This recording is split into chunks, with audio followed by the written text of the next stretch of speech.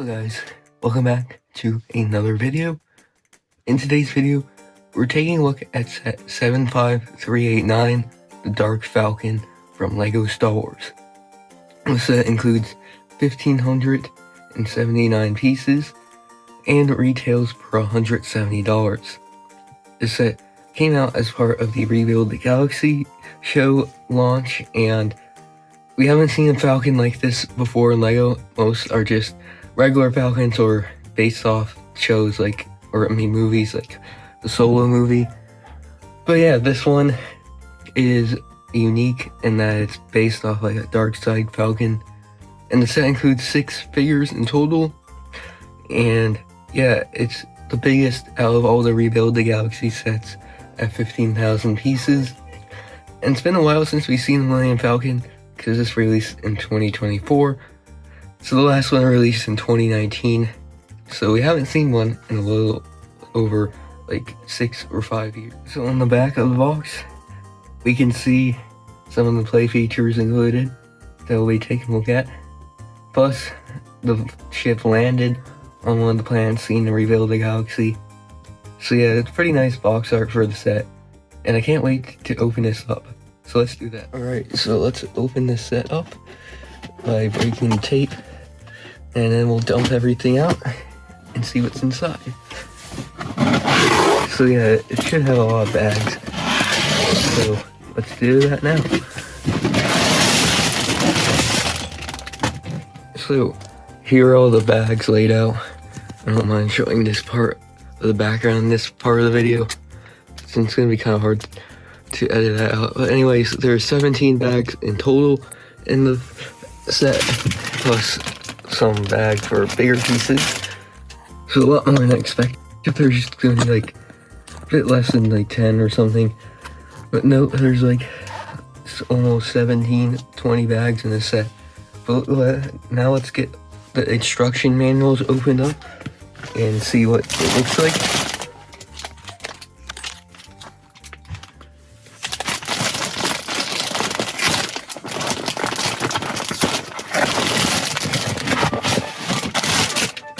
So of course, we also have the stickers in here for the set and the instruction manual. So the instruction manual is pretty thick since this is a big set. See, it's just a normal LEGO instruction manual though, of 2024. And we also have the other sets. I already reviewed Jedi Bob Starfighter, so check that one out. And yeah, let's get this set built up now.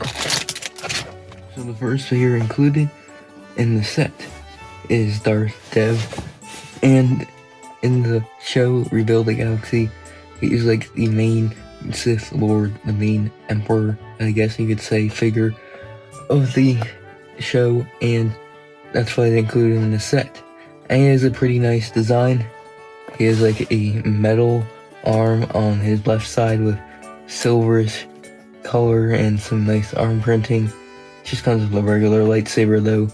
He also has the spongy cape most recent figures do, and nice leg printing and torso printing to show his Sith robes and stuff. He also does have back printing on there. And then he does have a nice looking hairpiece. I don't know if it is exclusive or not. It might have been used on the Ninjago figure. But one side we have this angry Sith looking face with bags under the eyes, that eyebrow kind of cut out. On the other side we have the more normal looking face that we see at the beginning of the show when he is not a Sith.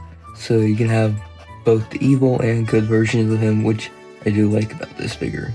So we also get Beach Luke, retirement Luke, I don't know what they really call him in this set, but this alternate version of Luke who never became a Jedi. And it's a pretty nice figure as well. He has shirtless arms, torso which has this nice vest and necklace appearance, but the color of his skin just doesn't really match the arms and head, which looks kind of weird. The back has some really nice printing. You get this blue and white piece to act as blue milk. Some nice leg printing with a lot of pockets, sandals, and then obviously the same hairpiece used on other old Lukes. And on this side of the face we have a smiling Luke with his beard, and he has some orange sunglasses on. On the other side we have him without his sunglasses and a more worried or distressed look. So another great figure. The last of the good guy figures, I guess, in the set is Vader and his white armor, or light side Vader as they call him. And this is a pretty good figure.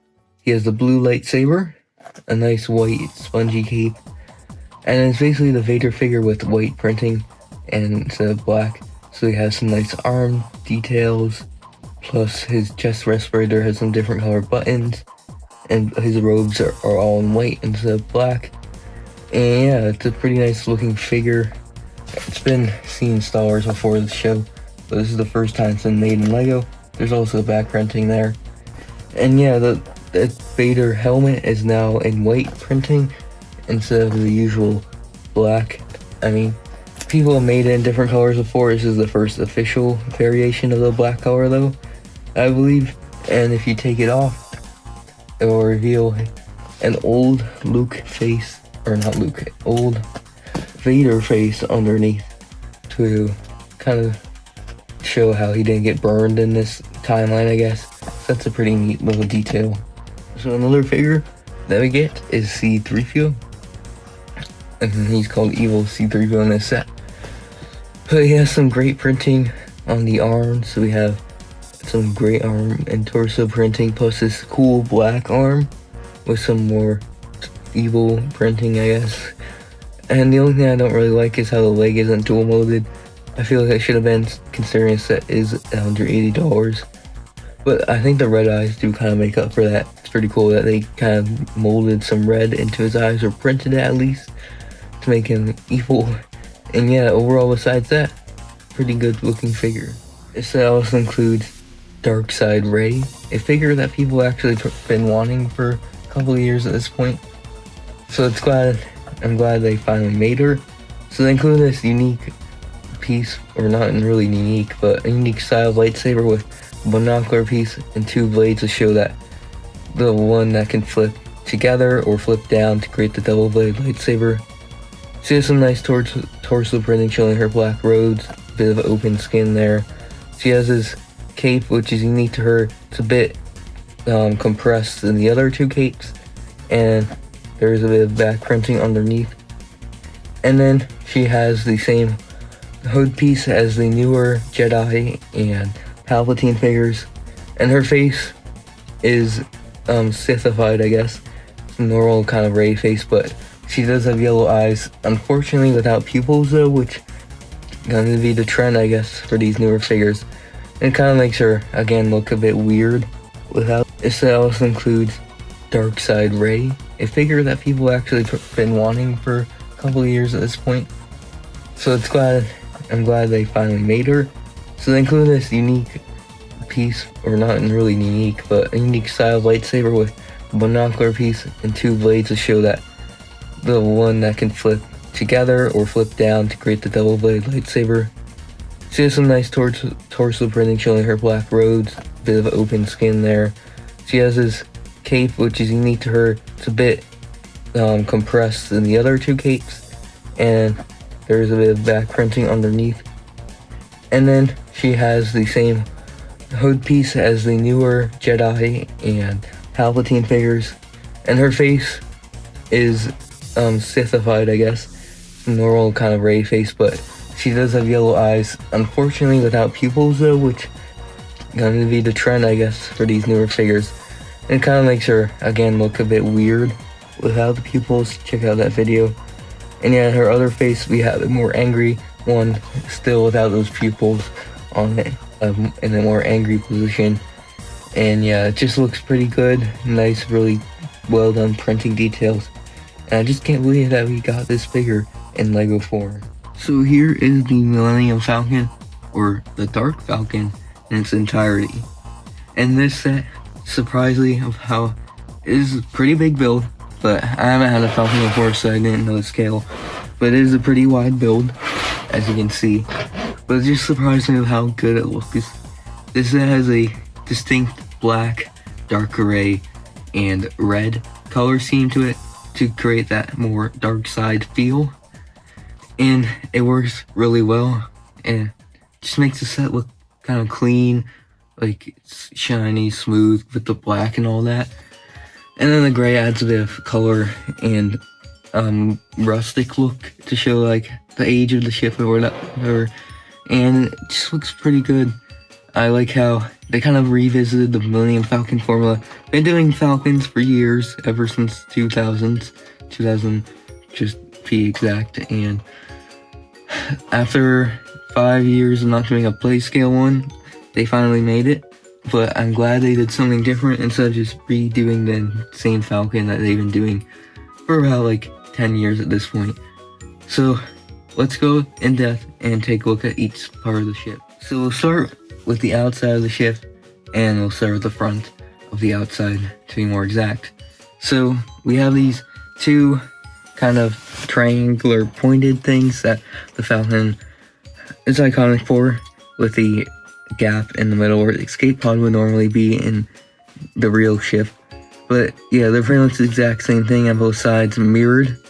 We have these little circular holes right here, using some circular pieces, and you can see down in here, oops, I almost took one off by accident. But there's like some depth added down there to have more detail. We have like these bar pieces in dark red to add some detail, and I'm just gonna flip this one around just make it look a bit better. But there's also some headlights as well on there. There's some pieces added in between the plates to give more detail and more rustic look or whatever. But yeah, you can see how there's some spring-loaded shooters kind of hidden, and you can see the front part of the ship, or the front two holes can show the back of the spring-loaded shooters. So how it works, you put your finger in it and it shoots it out.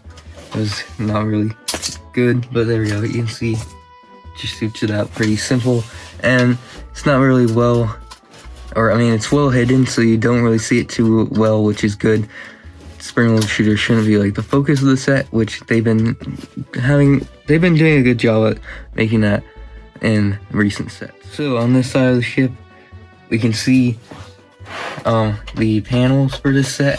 So the set has these panels, which we will open soon, but they are on these hinges, which use a different design than past Falcons have for the panels, using a clip and then this bar piece with the hole piece right there. So it's not removable and a bit more smooth to move up and down, and it won't detach easily. And they use a lot of these straight pieces or whatever, not straight pieces, like wedge pieces and tiles and stuff to create detail. And then just gonna lift this one up for example. A bit too close to the camera for that one, but I'm just gonna lift it up for a second. You can see that they use the ends of the curved hinge pieces that are used like as hinges on sets.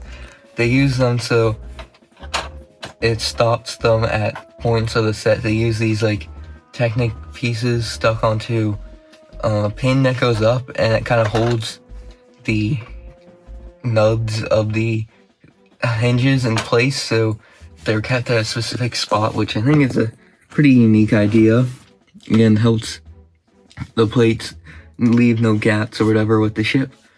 But yeah, on this side we have the satellite dish on this plate, and it can be moved around. It is on kind of a joint piece. It can be moved up and down. It is detachable pretty easily, but yeah. And there's like a clip back here which clips on the satellite, so it can move kind of up and down. But yeah, it's themed now as a Death Star laser instead of just a radar dish, because of course the Sith would have a Death Star laser on their ship, and you can see we have like the places where the lasers come out, and there's a little green there to indicate that. So that's a pretty neat little Easter egg and feature. So on the side here, we have some of the side panels, which are held on at some points, like right here, by snot bricks. And then at other points, they're just held on by some clips to create that curve. And there's some details with bones and other bricks to create that nice greebling. And then we have the circular part here, which is kind of where the escape pod would go.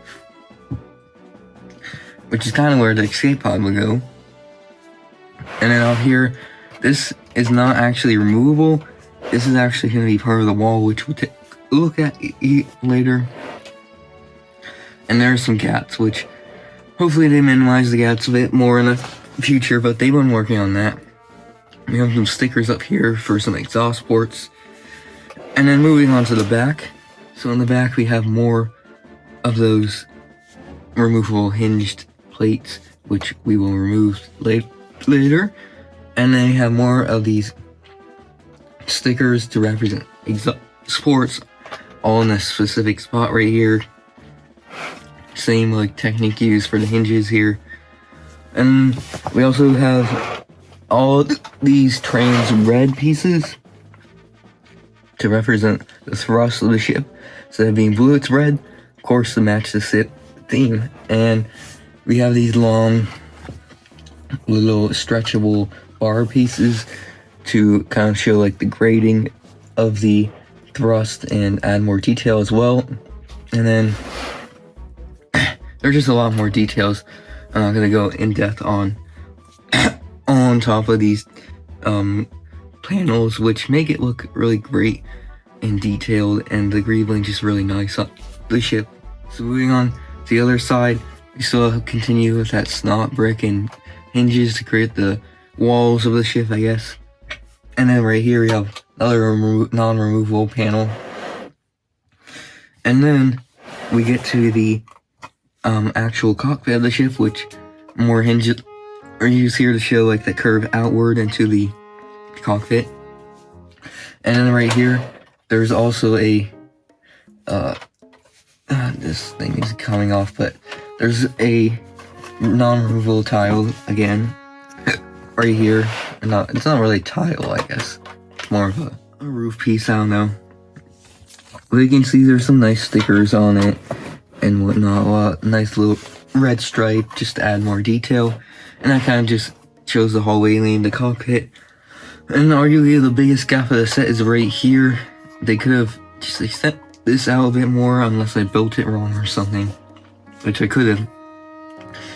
And this is on like a movable hinge right here, this little unique plating. Sorry if I'm coughing a lot.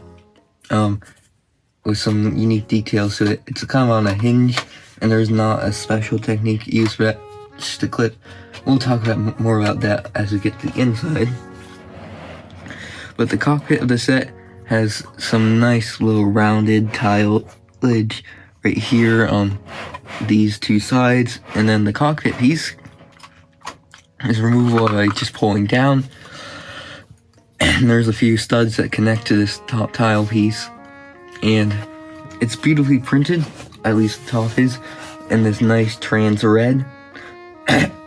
It's actually pretty the same exact print as the other Milliuem Falcons, but in black and red, which is okay. At least they're doing something unique and changing the color up a bit. And at the front also has some nice printing as well. Right here, after we remove it, we have a little area for the cockpit and the controls. So there's just a lever and a little control panel, and there's spots for at least 2 figures to fit. It's kind of hard.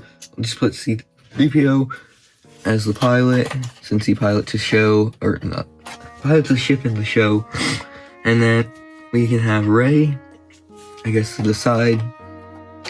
It's kind of hard putting them arm to arm. They kind of push each other off or whatnot, but it is possible. You can get them definitely fitting in there. And it looks good. They can't really see them too well, but at least you can fit at least 2 figures in there. Alright, so before we take a look at the inside, we have to look at the bottom real quick, but besides that, there is this little 360 movable gun turret at the top. It also can be moved up, down, the side, whatever. It's pretty posable. There's some stickers on it, and it uses ski poles as the gun nozzles, which is pretty cool. There's a little printed window as well, and this is on a hinge, so you can pick it up, open, and then you can actually grab this little thing here, and this is where people can be seated and target or use the gun. So one can use this one on top, and there's also one on the bottom. We'll take a look at. You can see there's a little chamber in there, using some of these wedge pieces here as the track, so it slides in pretty easily. I like how they use these unique pieces for the control panels. Yeah, it just slides in easily. Close it up, and you can have 2 figures in there, no problem. So on the bottom of the set, you can see there is 4 landing gear, which are connected by some Technic pins to some Technic holes or whatnot. And there's also the other gun I mentioned, which can move up around basically all directions. Pretty much the same design as the one up top. But yeah, on the bottom here, you can see how the ship is kind of made of and all that, the inner workings of it. It's not really pretty underneath, but you won't be seeing it much anyway, so it doesn't matter. Also, right here, there's a little trapdoor piece.